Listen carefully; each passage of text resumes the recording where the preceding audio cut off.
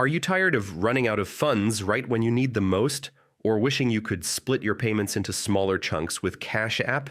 Today, I'm breaking down exactly how to use Cash App's overdraft protection and its buy now, pay later feature. Pay plus a bonus tip to get free money just for signing up. Stick with me till the end because you don't want to miss this. Let's start with overdraft protection. This is a game changer if you ever hit $0 but still need to make a purchase. To enable it, open your Cash App, tap the card icon, and it's the second icon from the left, and scroll until you see free overdraft coverage. Turn it on. Once activated, Cash App will let you complete purchases even if your balance is empty. Here's the important part. When you receive your next deposit, Cash App will automatically use that money to bring your balance back to zero.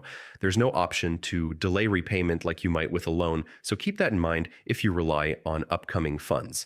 Now let's talk about buy now, pay later. Cash App has been testing a BNPL option similar to Afterpay.